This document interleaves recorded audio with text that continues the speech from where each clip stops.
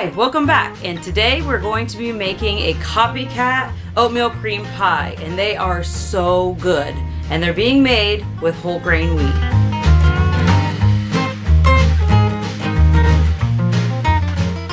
The first step is we're going to mill 2 cups of soft white wheat berries, and we'll get that started. Okay, after we grind the wheat berries, I'm going to make the cream filling for the middle part of the cookie. We're making these cookies for my niece's birthday, so we're going to be taking them to a birthday party. We're right now staying in an area where we're really close to family, and we're visiting them right now. So shout out in the comments if you want to say happy birthday, Aubrey. I'm going to heat up 1 cup of milk. So we have lactose sensitivity in our family. It's not a full lactose intolerance, but lactose sensitivity. So I've had to find creative ways to make things with milk or cream or whatever that doesn't upset our tummy. So I use this. This is a lactose-free milk, but it is still a dairy milk. You can use substitution milk as well, coconut or whatever kind that you like to use. Regular milk is fine too. 1 cup of milk and 5 tablespoons of flour, and I'm going to heat this up. So 5 tablespoons of the soft white wheat. This is going to be out of the 2 cups that we milled total, so the rest of that's going to be used in the actual cookie part.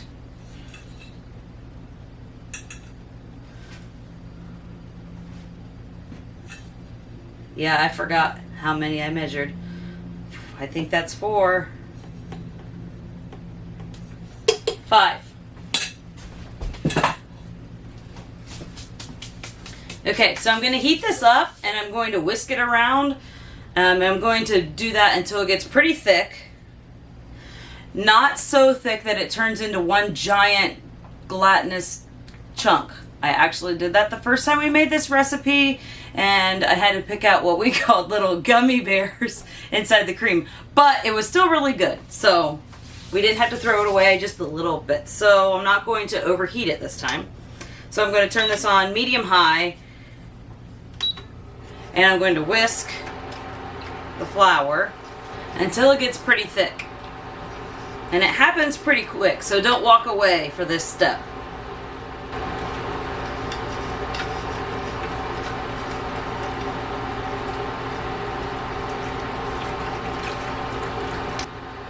You can see it's starting to get thick now. I'm going to let it get a little bit thicker. Okay, it's starting to bubble. As you can see, it's thickened way more than just regular milk. I'm going to let that cool down just to room temperature while I get the butter and sugar cream together. Okay, so now we're going to do the butter and sugar cream. Now, when I first read this recipe, I thought that it was weird that it called for regular sugar, and I thought it would always be crystallized and crunchy, but this recipe turned out great because you have to just continue to cream the butter and sugar for longer than you probably think. At least I did. So if you're like me, you probably forget a lot of times to pull your butter out of the refrigerator before you plan to make a cookie type recipe. And then you have to wait for a while, or you warm it up and you make it too melty from the microwave, or you try to use it when it's still just a little bit too cold and then it doesn't work out quite how you want it. So last night I asked my son if he would grab the butter out of the refrigerator for me, so I became room temperature overnight, and that was very helpful. So now it is nice and soft. Oh, different. Okay, 3 sticks of butter. Mom, they're out on the counter! So I'm going to put my beater attachment on to my mixer, and I'm going to put a cup of softened butter.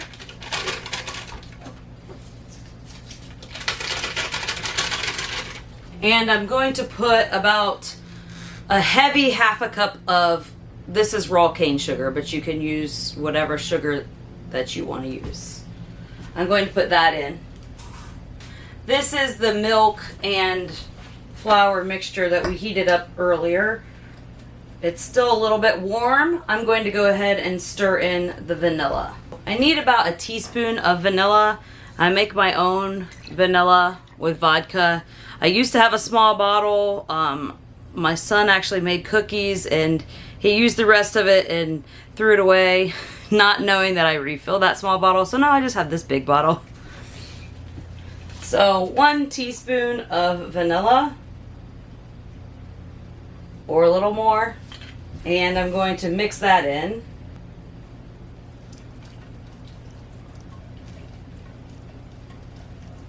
Okay, and I'm going to set that aside. You can cook the vanilla off a little bit if you want to do that. I'll probably do that here in a second. So what I'm going to do now is cream the butter and sugar.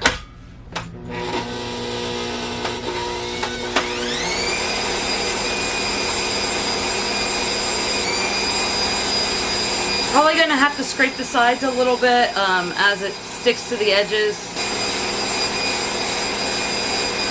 Okay, so I'm going to scrape the edges down.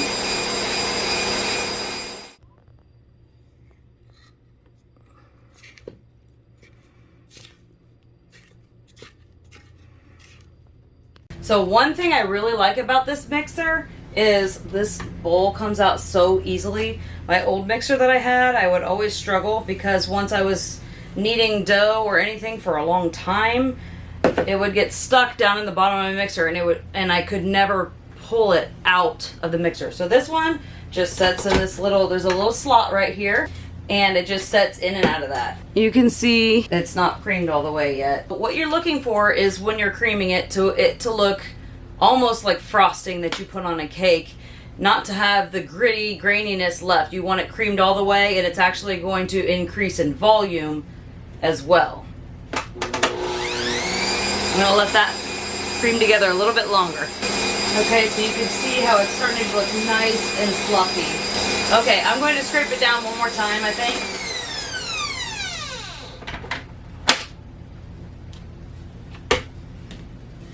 It still has a little bit of the graininess left to it. I'm sure you can't see the graininess on camera. But I tried. I'm going to take this out and kind of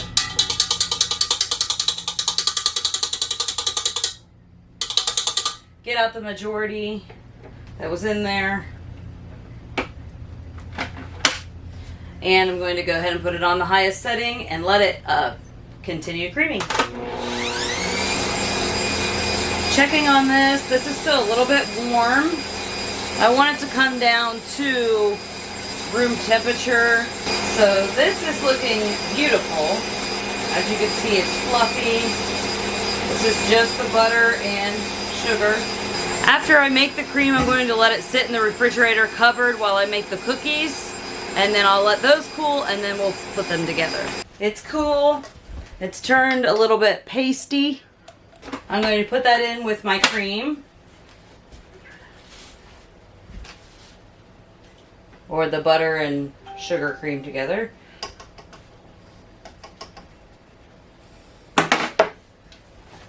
Just put it all in there.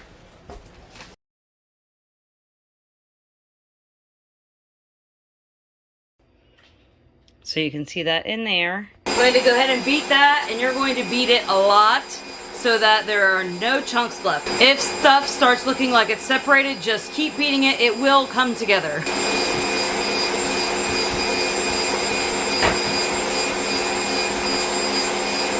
I'm going to go ahead and scrape it down from the sides.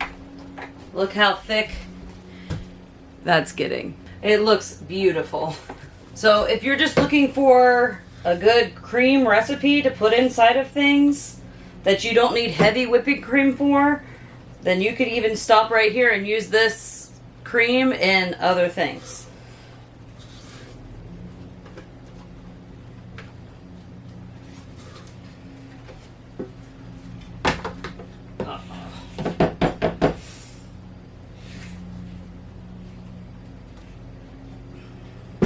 I don't want to lose any of the precious cream.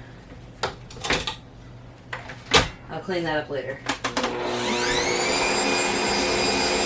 This is pretty much how you want it to be, really thick. Looks like whipped cream or frosting.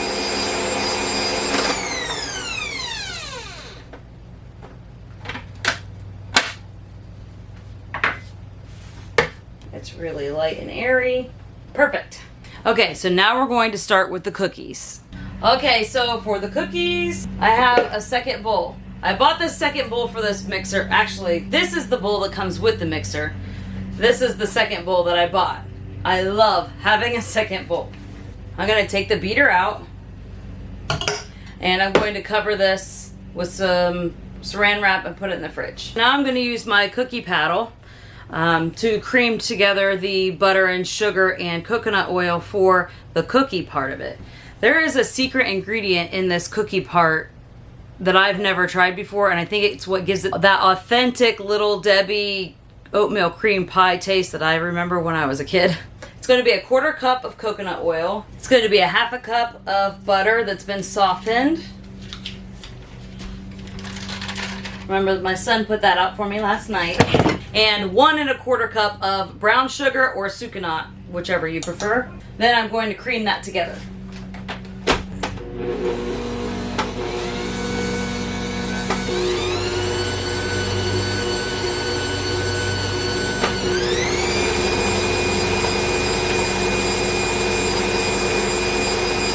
There is a splash guard to this. Maybe I'll get it. Okay, this is the little splash guard that comes with it. Let's just pretend I always use it.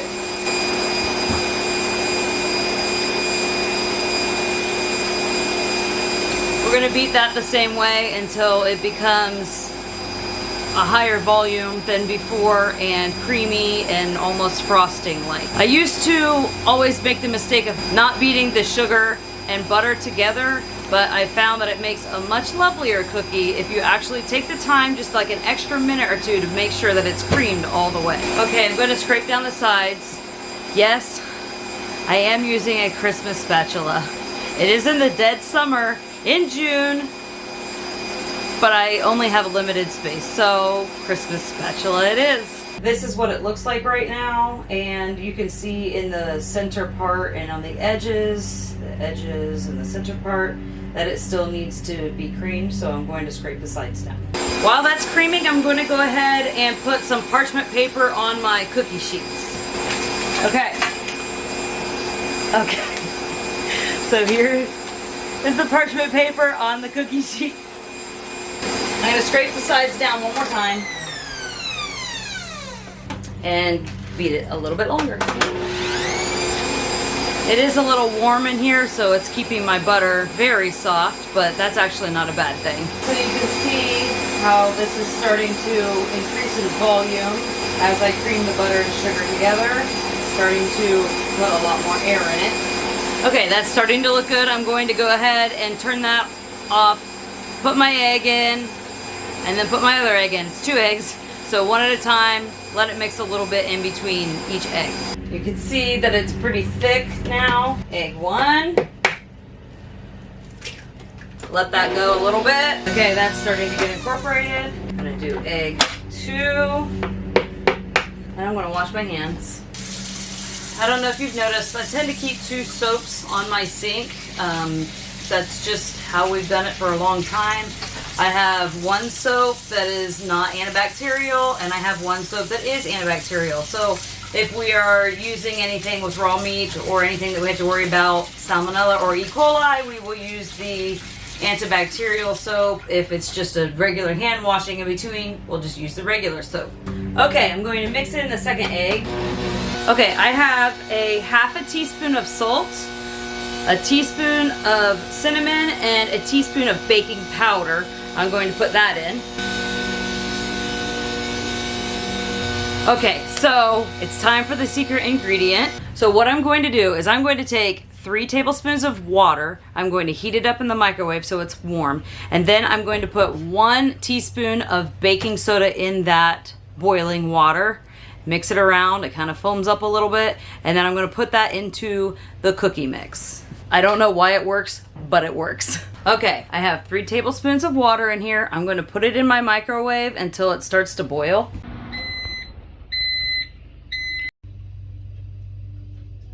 Okay, so I'm going to put the teaspoon of baking soda into, satisfying, 3 tablespoons of water. Stir that around. That was boiling water. That little bit of science experiment feeling, I don't know, is going to go in here now.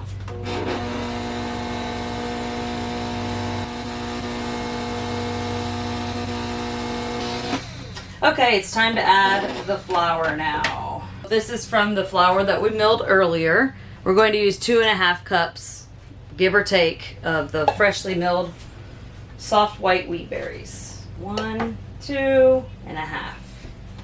We have a little bit left over in case we need more. Just gonna put that on low so that flour doesn't go flying everywhere. Then I have 2 cups of quick oats here. Those are going to go in here also.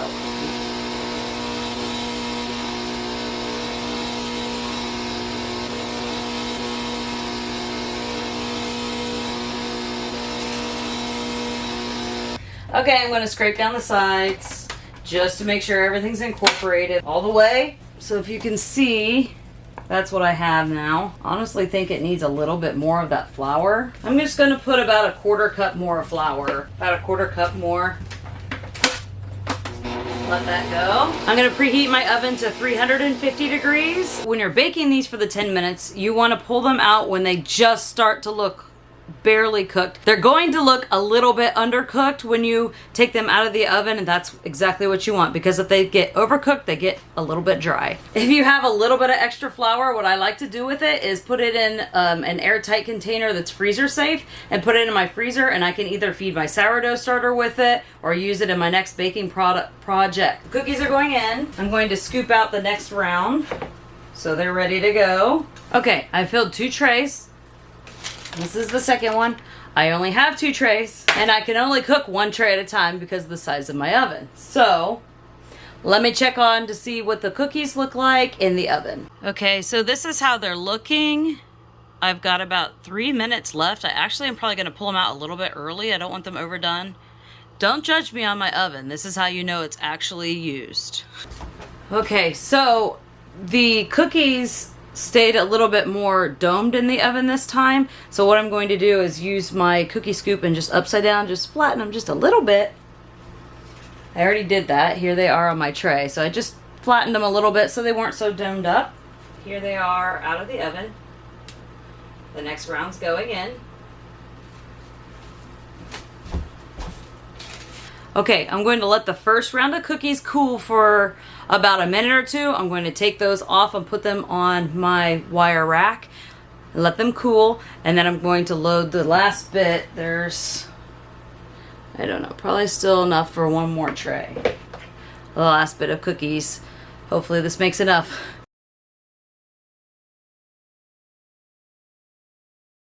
Okay, so I'm going to scoop the last round.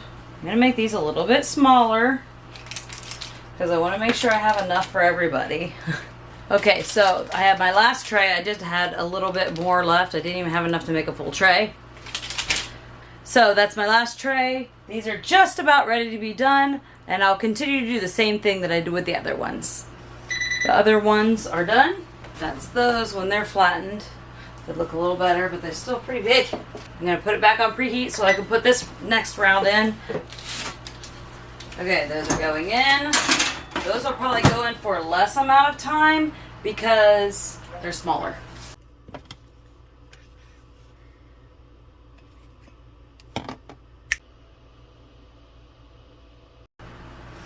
I don't know if that snap trick worked, but I tried it.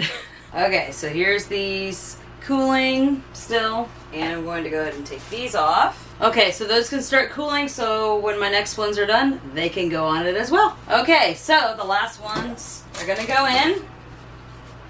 These go out. These go in.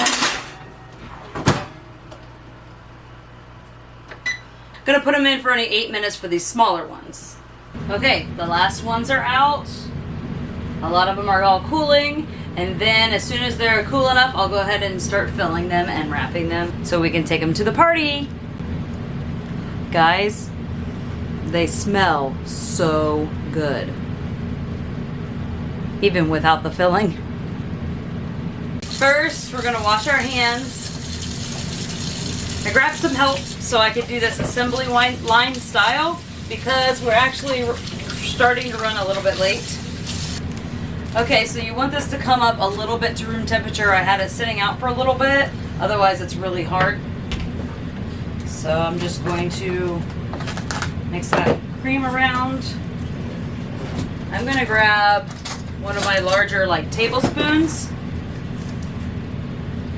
I'm going to grab 2 of the cookies that look about the same size and put about a tablespoon. You can't eat it. Let me take it up there. About a tablespoon or so of the cream on there. That may be much, but I mean, we really like it like that. And then he's gonna wrap them up individually. And we're going to do that with all of these.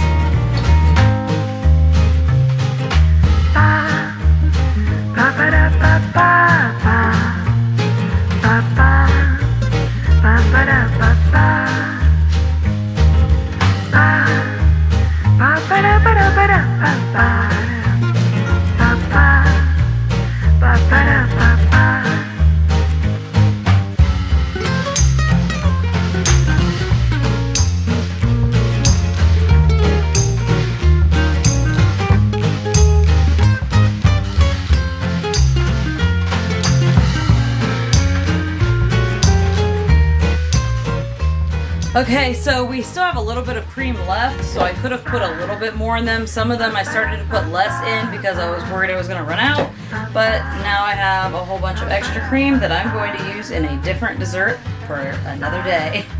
Okay, so they're ready, individually wrapped for the party.